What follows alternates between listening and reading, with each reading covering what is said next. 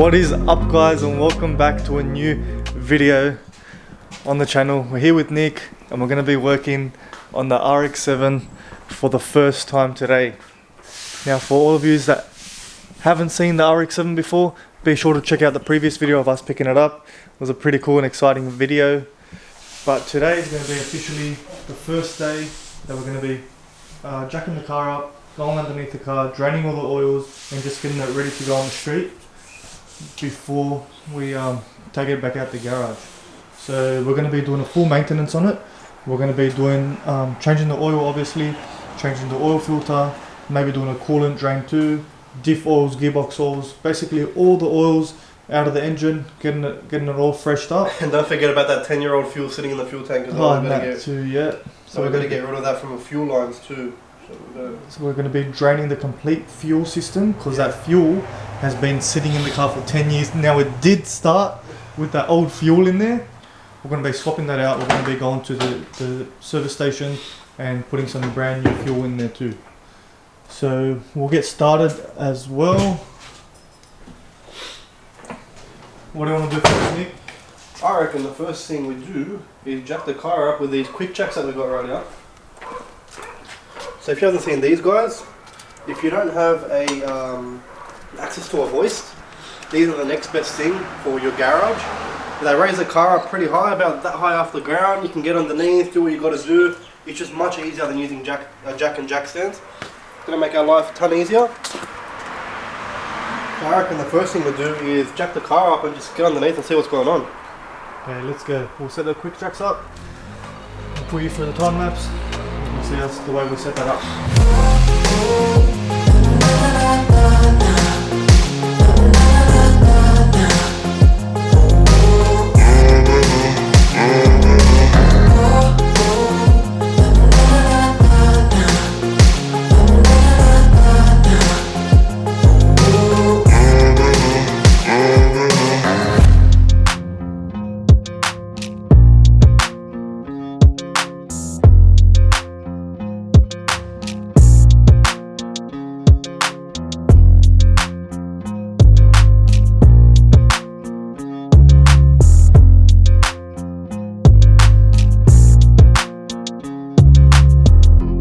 Just like that, the Quickjacks are installed and the car is raised up a pretty high amount.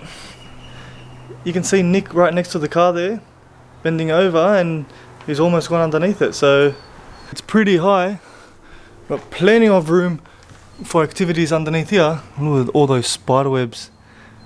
Well, we thought we got rid of them, but we still got a lot to get rid of. And there you go, underneath the seal rails.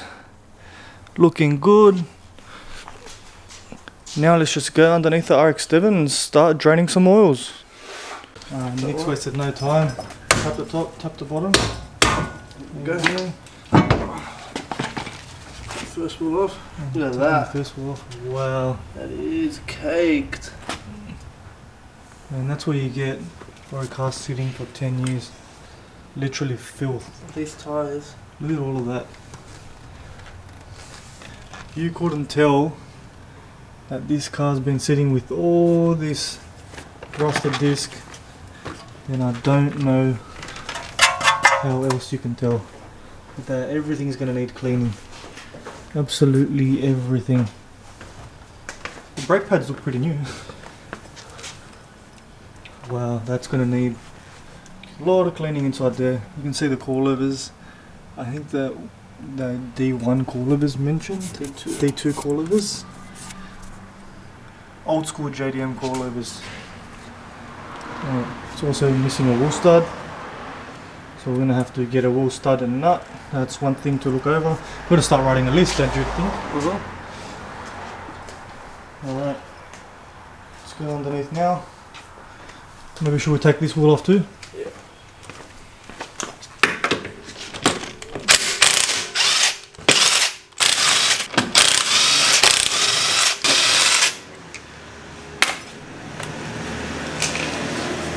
Tap the top and bottom again. Yeah. Look at that. Let's see this wheel. Oh, filthy, mate. Absolute filth. This tyre is toasted.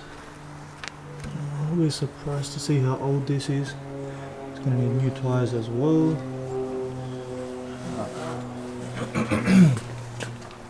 Oh, that was a spider. Where? Look right there. What? Check.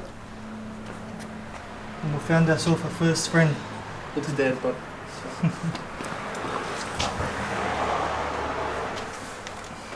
Just like the back, the front is very similar. Discs rusted out. Brake pads look fairly new as well, basically brand new. And there you have the D2 coilover. It's gonna need a bit of love, just a bit of cleaning up. Alright, so now that that's all looked over, we'll go underneath and we'll start draining some oils, don't you think? Let's go.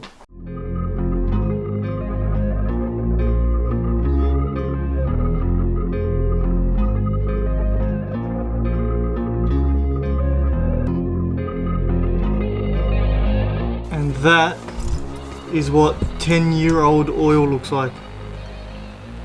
Absolute filth. So what are you doing, Andrew? Just taking the oil filter off. Yes. Luckily for us, from all our cars, from the Supra, IS300, even Perry's car, this is the easiest oil filter to take off. Actually no, I lie. The BRZ's the easiest. Literally right on the top in the middle. But this comes right after. Right. Let's place that there. Now this hasn't been started for a while, so I'm sure it wouldn't make a mess. And just like that, it's off with no mess. And we'll be replacing that with a brand new sunlight filter. I wonder how old this is. Does it have a date on it? Let's have a look. Guys, are you ready? 2007. Holy shit. Can you get that in the focus? Yes. Let me see if I can zoom into that. The 28th of the 9th month, 2007. This filter hasn't been changed in, what's that? 07, 10... That's almost 15 years. 15-year-old oil filter, guys. Holy And shit. runs like a dream. Holy shit. Alright, so we'll replace that with our brand new oil filter. Just down there on the... Okay, let me show you guys. I'll show you what oil filter we're putting on. So that's obviously a 436. You can see there. We're going to be using our Sunwire filter. And we've actually reviewed these filters on the channel before, guys. These have to be one of the best oil filters. Andrew's a mechanic by trade, and they swear by these filters. Yeah, we use these on every car. Yeah. And nothing changes for the RX7, so we're going to be using this on the RX7 as well. Yes. We'll lube up the seal a little bit. And we have that on the Supra as well. Such a good filter. Yep. And a good look under here and give it everything a good wipe, all the mating surfaces before we install it. As you can see right there, everything looks pretty good. All the hoses seem to be intact rather than just being a little bit dirty. That's what they call the rat's nest underneath the intake manifold. Basically a nest full of wiring and hoses, which is every Series 6 owner's worst nightmare. But we'll get onto that at a later date. Get a good grip, nice and tight. Just needs to be hand tight, guys. Don't need to over tight on these oil filters. That's it. And she's on. Beautiful. Okay, now we'll be draining the gearbox oils, diff oils, and we'll leave the fuel till last. Beauty. And just like that, it's Australia weather for you guys. It was sunny a minute ago. Yeah, it's raining. Ah, perfect day to be in the garage working on the car. And after taking this cover off, see all the spider webs up in here. Literally a barn find. Look at that.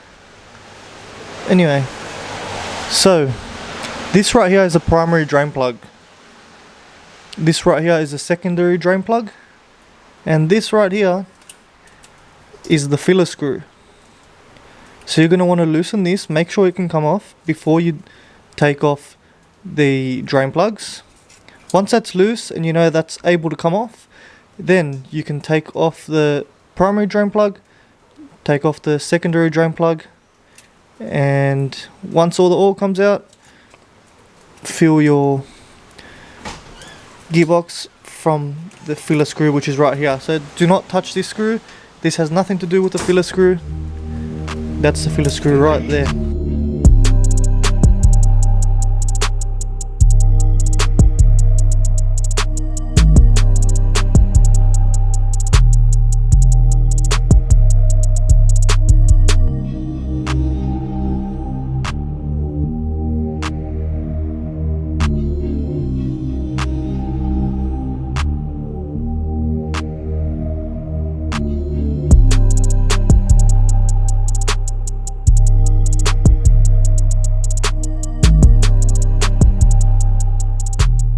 Okay, so now we've drained the engine oil, we've drained and refilled the gearbox oil. Now we're going to move to the back, and we're going to do the back rear diff oil.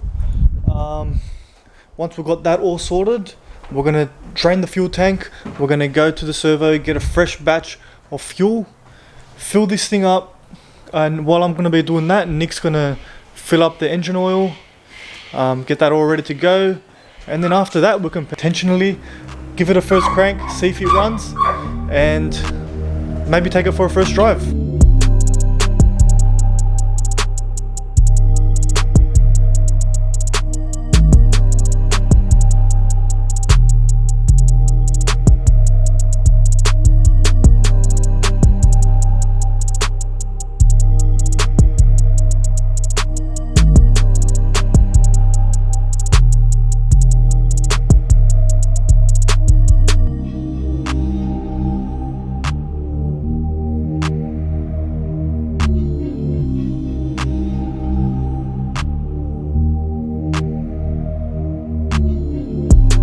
Before I finished up here at the back with the diff, I just wanted to show you guys something very quick, which is pretty cool in my opinion. So right here, we've got the filler screw, which is up there. Now, back in the 90s, Mazda thought of a very smart thing. Because the subframe's in the way, why not put a little hole in there? So we're able to fill our diff easy, and to put sockets and remove the screw easy too. Just like that. Look at that. Thanks Mazda for making my life so much easier.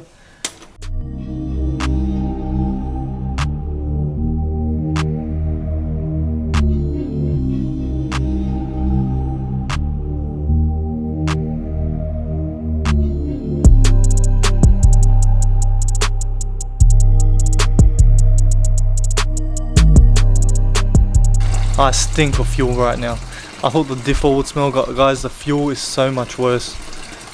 So we're gonna let that drain all the way, and after that's done, we'll plug that back up. We'll go past the service station, get a fresh batch of 20 litres of fuel in our jerry can, and we'll see if she starts right up. After that, I've also remembered to we'll do a brake fluid flush as well on the whole system. I know, because it's all been sitting for so long, it's best we drain every fuel and every liquid out of this car. So we'll wait for that to finish, and we'll go from there.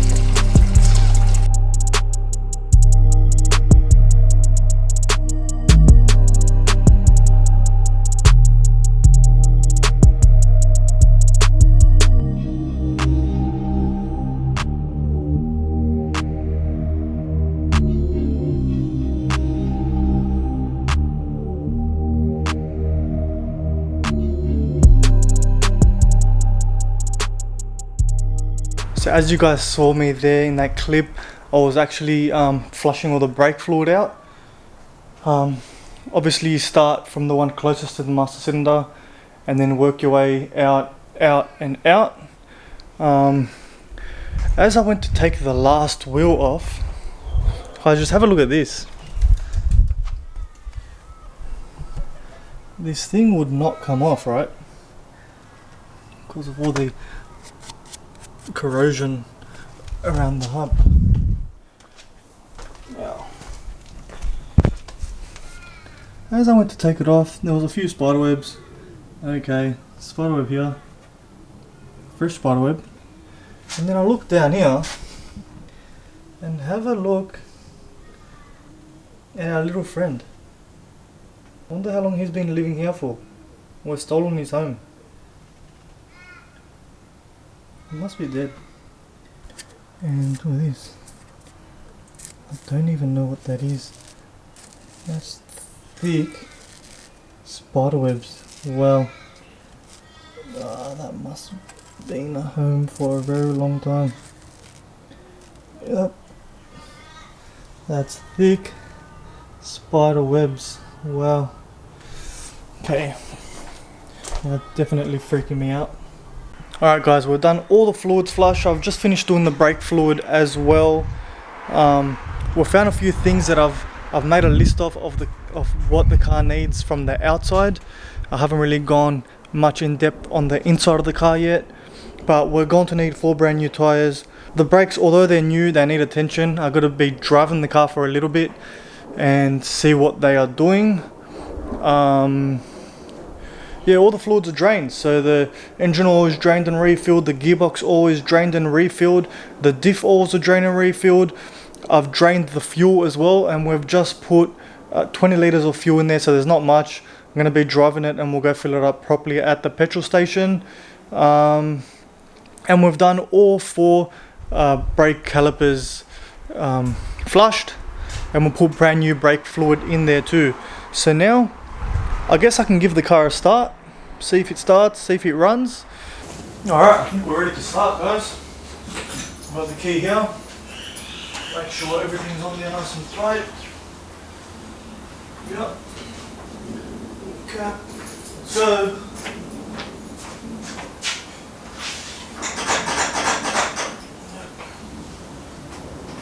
there's nothing. Nothing. Why won't I start? Maybe the battery's gone dead flat. Lucky for us, our friends at Topdon sent us a care package. So basically what this is, it's a battery tester, and it tells you how good your battery is, if it can charge, if it's bad, or if it's good. Pretty much if it's good, it's going to be in the green. If it's bad, which means it needs replacing or charge, it's good for a recharge. As you can see right there, I'll put a proper photo on the screen now for you. Very handy thing to have to know the health of your battery. For us, we didn't even know this battery was dead, so it came in handy. Thank you guys from Topdon so much for this product. If you also want to purchase this product, there's going to be a link in the description so you can also purchase this product. So let's whack it on there and let's see how bad our battery really is, if we can charge it. If not, then I've got a spare battery on the side that we can put to start the car from now. Comes with a user manual, so it tells you how to use it and stuff and what everything means, which is handy. Alright guys, and here's a perfect example. Here's our battery. It looks brand new to us, and we thought it was brand new, but it did die anyway.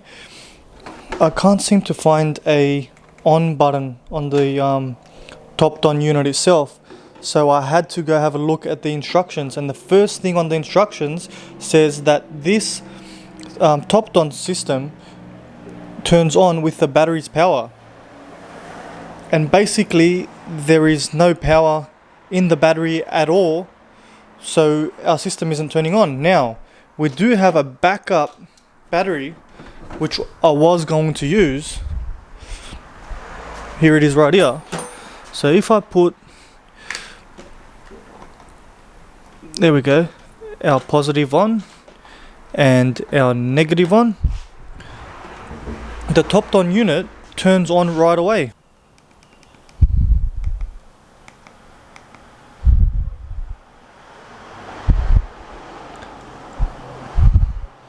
Now it's testing our battery, and here we go. Healthy, 100% charged, tells us exactly how much cranking amps it has and how much volts it's holding. So now let's swap this battery on the car and let's see if the car starts. Alright, and have a look behind me. The car's all up and running. Everything is looking good. So that new battery we put in there did fix that problem. The old battery we had is actually toast. So luckily for us, thank you Topdon for sending us out this product to test our battery. And guys, We got the car registered. Yes, it is on conditional plates. So there it is right there.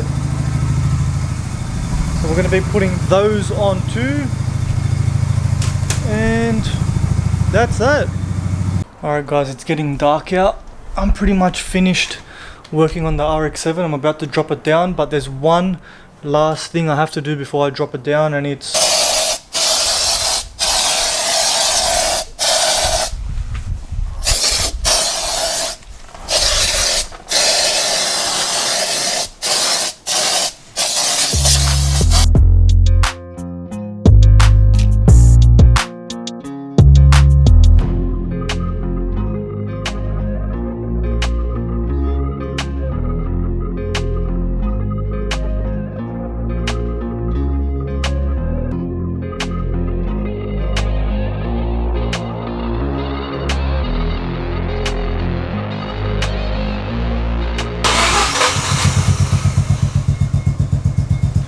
starts first go.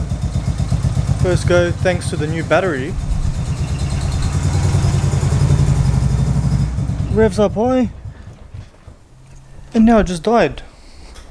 So I think I've fouled up the spark plugs.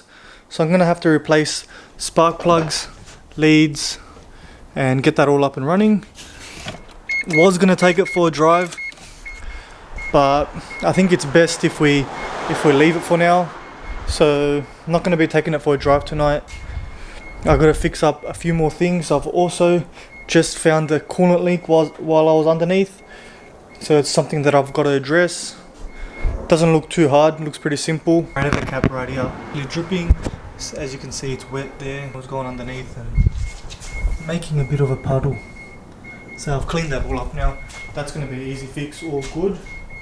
But we've got to get those spark plugs and leads, then she should be all good to go.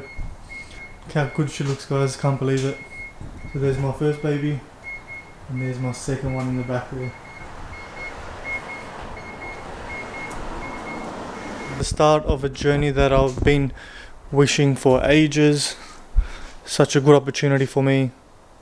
What a car, guys. And also this beast over here. So we're going to cap this one here, guys. Thank you so much for watching. Thank you so much for tuning in to the journey of me building my dream RX7. Hope you all enjoyed today's video. If you did, be sure to give it a thumbs up. If you like what you see, be sure to hit that subscribe button for more future FD RX7 content in the build. And Supra coming soon too. Thanks guys, catch you in the next one.